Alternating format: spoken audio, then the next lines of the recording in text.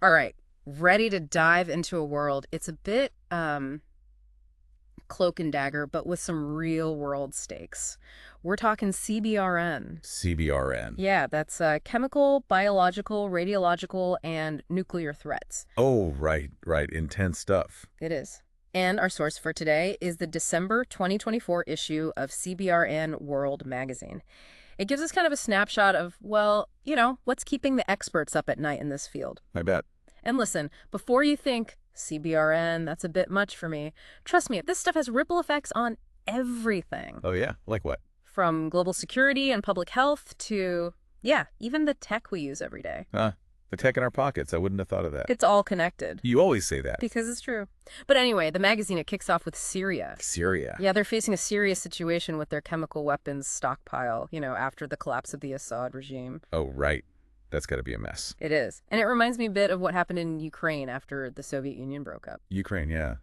Wasn't that a huge concern back then? Exactly. Ukraine had a massive nuclear arsenal, and the world was on edge. They were worried about those weapons falling into the wrong hands. So are you saying Syria's chemical weapons are a similar worry now? The article seems to think so. With the regime gone, it's like, who's really in control of those weapons now? Big question mark. Yeah, I see what you mean. Who's got their finger on the button, so to speak? And the article even names some potential players. Like who? They specifically mention Alawite loyalists, maybe even radical Islamic groups like HTS. HTS? Man, if those guys got their hands on chemical weapons. It's a scary thought for sure. So what are they saying in the article? What could happen? They suggest these weapons could be used for terrorist attacks. Terrorist attacks? Like in Syria? Well, yeah, maybe within Syria, but potentially even on a larger scale. Wow. Okay, yeah. That's a whole other level. This whole situation, it really underscores why getting rid of these materials and international cooperation, they're both so critical. Absolutely critical. So moving on, from one potential hotspot to a whole bunch of incidents, the magazine has this section. It's called Global CBRN Threats and Activity. Global CBRN Threats and Activity. Catchy. Yeah, it's pretty packed with events. Gives you a real sense of how the CBRN landscape is constantly changing. Always shifting, huh? All the time. Like, for example, there's this case the magazine highlights. Bird flu-infected cattle being dumped in California. Bird flu. Hold on. What, like, just dumped? No safety precautions or anything? Yeah, without any proper biosecurity measures. California. Didn't they have that H5 bird flu outbreak there already? They did. And this just shows how, agricultural practices, they can become a way for these diseases to spread. Yeah. It's a reminder that biosecurity, it's about being responsible in every sector. Not just high-security labs. Right, exactly. And then, get this, there's a report of fentanyl contamination in dolphins. Dolphins. Dolphins. It's kind of startling when you think about it. It is. I mean, how does fentanyl even get into dolphins? Well, it shows how these pharmaceuticals, they can have effects far beyond what we intended. Not just illegal drugs, but everyday medications, they end up in the ecosystem. Why? And we're just starting to understand what kind of impact that could have on wildlife. I'll bet. Then there's this case of a teenager in Canada who's critically ill with H5N1 bird flu, but they haven't been able to figure out where the infection came from. Really? It's a mystery. No. And it reminds us that we don't always have all the answers, especially with diseases that can jump from animals to humans like H5N1 can. Yeah, scary stuff. It is. And speaking of scary stuff, the magazine also mentions a couple of industrial accidents. One was a phosgene gas release at a lab in India. Phosgene gas. That's serious. It is. And then there were some safety concerns about lithium-ion batteries. There was a fire at an e-bike store in New York City. Those batteries are everywhere now. They are. And these accidents, they remind us that industrial safety is crucial, especially with hazardous materials. We can't let our guard down. Nope, not for a second. And then there's the international scene. Iran's been increasing its uranium enrichment, and that's got the IAEA a bit worried. Iran, yeah, that's always a tense situation. It is. The magazine notes that Iran already has enough enriched uranium to potentially create multiple nuclear weapons. Multiple. Wow, okay. Yeah, it's a situation that needs careful monitoring and diplomacy. Absolutely. It's amazing how much we've already covered, and we've barely scratched the surface. We've gone from chemical weapons to bird flu to fentanyl, and now nuclear proliferation. That's the thing with CBRN. It's multifaceted, complex, always changing. It really is. But let's delve a little deeper into some of the specifics, like the rise of fentanyl. It's not just an opioid crisis anymore. It's becoming a potential chemical weapon. A weapon. Seriously. The article talks about accusations against Iran, mainly from the US and Israel, about developing fentanyl-based weapons. And then they bring up this concept of pharmaceutical-based agents, or PBAs. Yeah, it sounds like something out of a sci-fi movie, but it's a real concern. It's basically like pharmaceuticals that can be turned into weapons. So it's like blurring the lines between medicine and warfare. Exactly. And it raises all these questions about how the Chemical Weapons Convention, the CWC, should handle this stuff. Because, a lot of these pharmaceuticals, they have legitimate medical uses. Right. So how do you control something that can be both good and bad? That's the dilemma. Big time. And then, on a completely different note, the magazine revisits the 2018 Novichok poisonings in the UK. Oh, yeah. I remember that. Wasn't that awful? It was. They specifically focus on Dawn Sturgis, the woman who died after being accidentally exposed. It's just tragic. It really is. And it reminds us that these weapons, they don't discriminate. No, they don't. The article goes into how she and her partner found a discarded perfume bottle. A perfume bottle. That had contained the Novichok. It's terrifying to think that something so ordinary could be used to deliver something so deadly. It really is. And, back then, everyone was talking about how hard it was to detect Novichok. Is that still the case? Oh, yeah. Novichok is still notoriously difficult to detect. It was developed to be persistent, meaning it can stay active in the environment for a long time. Plus, it can be disguised, making it even more dangerous. And the article points out that there were some communication failures. Communication failure. That and a lack of awareness, they contributed to Dawn Sturgis's death. It's heartbreaking to think that better communication could have maybe changed things. That's always hard to think about. It really is. This whole deep dive, it's really opened my eyes to how CBRN threats are just woven into so many aspects of our lives. From global politics and public health to, well, even seemingly harmless everyday objects. Absolutely, it's everywhere. It is. And the more we explore this topic, the more we see how scientific advancements create new challenges, but also potential solutions. It's always a two-way street. It is. But before we move on, I'm curious to hear more about the science behind Novichok. The article mentions some alarming findings about how long it can linger on surfaces. Right, it can stick around for a while. The studies show it can stay active on surfaces for months, even after they've been decontaminated. Months. So even if a place is declared safe, there could still be traces of Novichok. It's a concern, for sure. It just highlights how much more research needs to be done to develop better decontamination methods. And to really understand the long-term effects of exposure. Exactly. There's still so much we're learning about this class of nerve agents. And the more we know, the better we can protect ourselves. Absolutely. Well, we've covered a lot in this first part of our deep dive. Syria's chemical weapons, those global incidents, the whole potential weaponization of fentanyl, and the details of the Novichok poisonings. It's a lot to process. It is, and we're just getting started. That whole Novichok thing, it really got me thinking about decontamination. Like, how do you even clean up these hazardous materials? Is there some kind of universal playbook for CBRN stuff? It's definitely more complicated than just, grabbing some bleach and a sponge. Right. The magazine actually points this out. There's a real lack of universal standards when it comes to decontamination, especially for things like fentanyl. Fentanyl. And other clandestine chemicals. It's a real problem. So what does that mean for first responders? Like, if they're dealing with a fentanyl spill, how do they even know what works? That's the danger. Without clear standards, it's almost impossible to compare different products or procedures, or even know if they're being used correctly. It's like, baking a cake without a recipe. Exactly. And the magazine specifically calls out this lack of standardization. It leads to, well, some pretty vague claims from the companies that make these decontamination products. So first responders are basically trusting these products without any real guarantees? It's a serious issue. Yeah. The article, it calls for a few key changes. More rigorous testing, for one. Makes sense. And they want manufacturers to be more transparent about how effective their products really are. Transparency is key. Absolutely. Yeah. And clear guidelines for first responders, so they know how to use these products safely and effectively. Seems like common sense, doesn't it? You'd think so. But this whole issue of standardization, it's bigger than just fentanyl. It affects a whole range of clandestine chemicals. The kind used in, like, drug production. Exactly. Hmm. So yeah, while most people might not deal with this stuff directly, it really impacts the safety of first responders and cleanup crews. It's their health on the line. Exactly. Their safety is paramount. Yeah. We need to have these guidelines and effective decontamination procedures to protect them. Absolutely. Okay, shifting gears a bit, I wanted to get your thoughts on AI, artificial intelligence. It's all over the news these days. AI, yeah. Lots of buzz for sure. There are these pretty wild headlines about AI creating super weapons and stuff. It's kind of unsettling. I get it. It's a lot to take in. The magazine acknowledges these concerns, especially the idea that AI could make it easier for, well, for bad actors to develop CBRN weapons. Right, because AI is advancing so quickly. It is. But here's the thing. It's not as simple as some people make it out to be. Meaning? AI could potentially help with certain aspects of weaponization, but it's not like you just plug in a few algorithms and boom, you have a bioweapon. So it's not like AI is going to suddenly turn everyone into a bioterrorist. Not quite.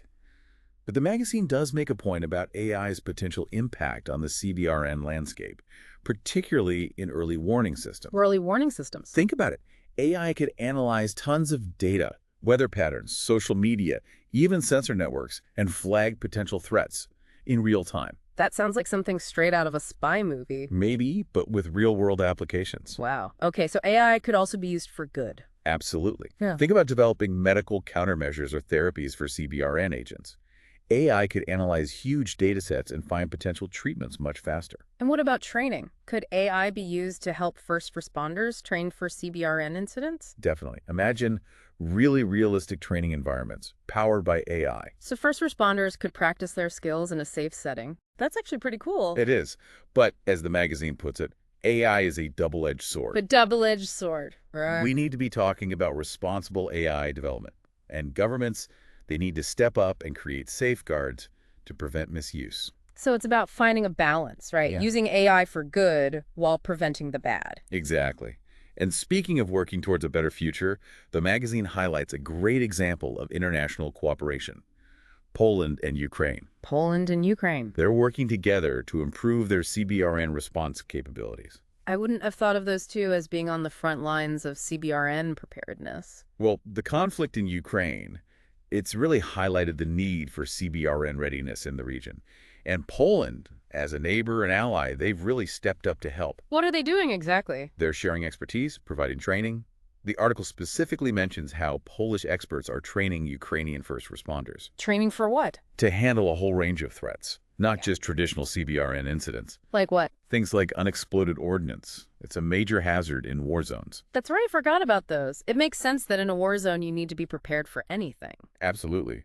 And the article mentions how the training focuses on practical skills and using specialized equipment. Like what kind of equipment? Ballistic shields, for example. Those can offer protection in a lot of dangerous situations. Exactly. It's good to see countries working together like this. Absolutely. It underscores how CBRN threats are global.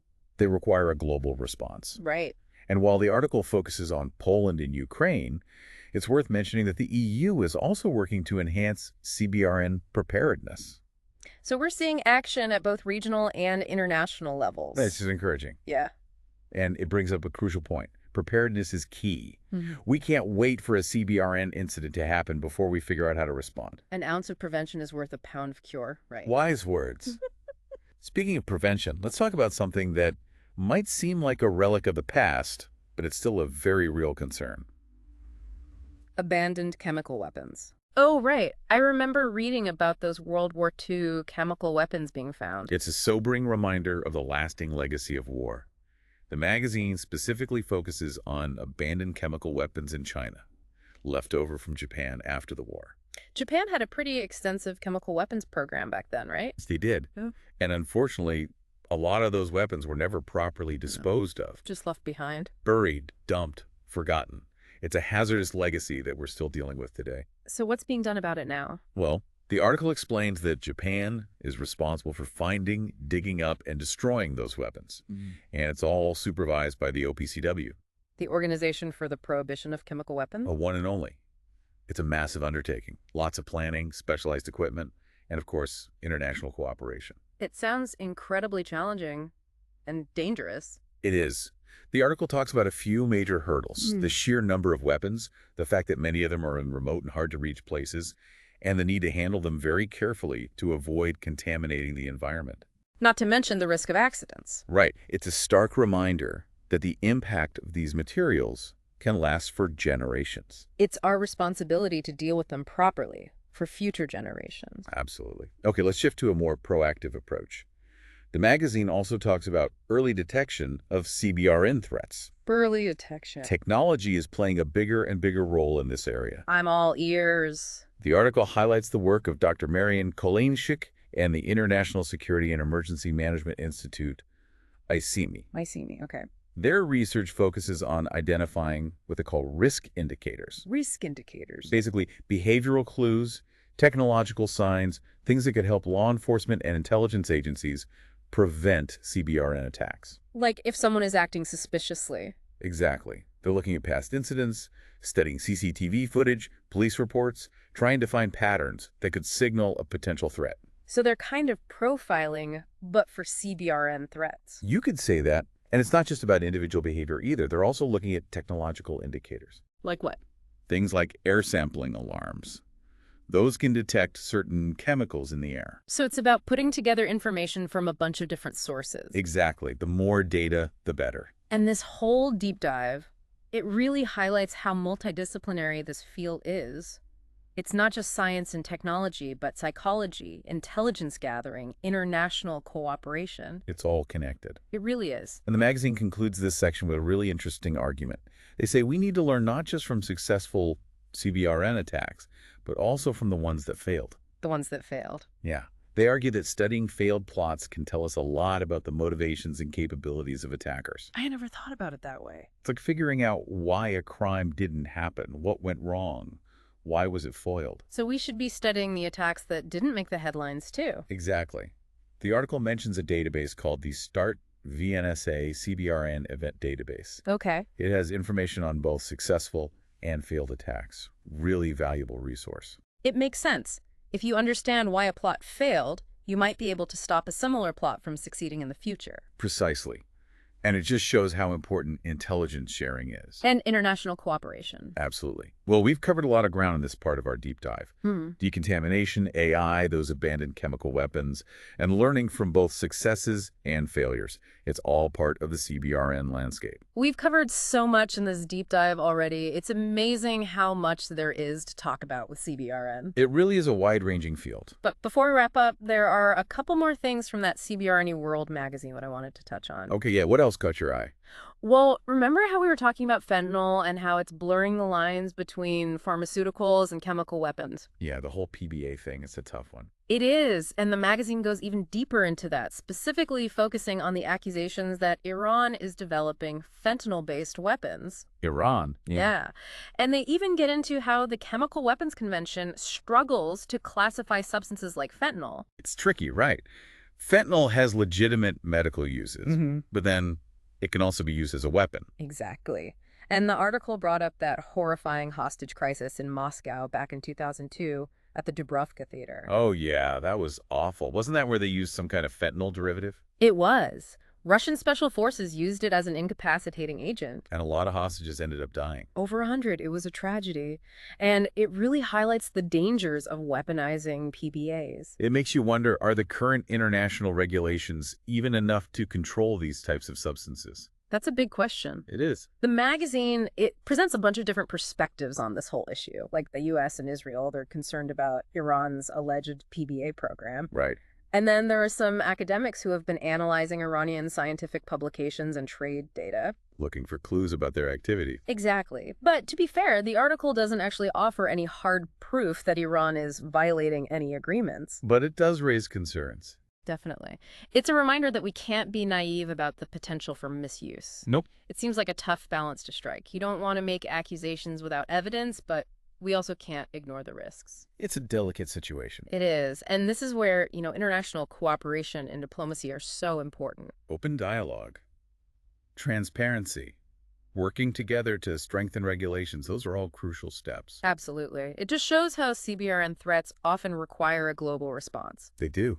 It goes beyond individual countries and politics. It does. And speaking of global responses, the magazine also has this interview with the head of Turkey's Disaster and Emergency Management Presidency. That's AFA. AFA. And they're talking about how Turkey is approaching CBRN preparedness, especially after those terrible earthquakes they had in 2023. The earthquakes. I wouldn't have immediately thought of a connection between earthquakes and CBRN. It's not an obvious link, but the interview, it highlights how natural disasters can actually set the stage for CBRN incidents. Also. Well, like with earthquakes, they can damage industrial facilities, right? Oh, right. Causing leaks or spills of hazardous materials. Exactly. Or disrupting the safe storage of chemicals. So the natural disaster kind of creates a domino effect. Exactly. And Turkey, they've had their share of earthquakes, so they're very aware of this risk. Makes sense. So what are they doing to prepare for these potential CBRN events? Well, they've been investing in equipment, doing training exercises, improving coordination between agencies, all that good stuff. It sounds like they're taking it seriously. They are, and they've actually developed a national CBRN strategy. It's not just about reacting, it's about prevention and being prepared. That's smart. Always better to be proactive. Right. The interview also mentioned that Turkey is collaborating with international partners like Interpol, sharing knowledge and expertise. That kind of cooperation is so valuable. No one country can tackle this alone. It's a global effort. That's been a consistent theme throughout this entire deep dive, actually. It really has. It's encouraging to see countries like Turkey taking the initiative to improve their CBRN preparedness. It is, especially in the context of natural disasters. It sets a good example. It does. Well, we've explored a ton of topics in this deep dive. Rav? From Syria's chemical weapons and the potential for fentanyl as a weapon to all the complexities of decontamination, the role of AI, and the need for global cooperation. It's been fascinating. It has. And I think if there's one big takeaway from all of this, it's that CBRN threats, they're complex, they're always evolving, and they're often hidden. But by being aware and working together, we can create a safer world. Absolutely. We've reached the end of our deep dive for today, but we want to leave you with a question to think about. Our question. Given everything we've talked about, what role do you think individual and communities should play in getting ready for and dealing with CBRN risks? It's a big question, but an important one. It is. Thank you for joining us for this deep dive. Stay curious, stay informed, and stay safe.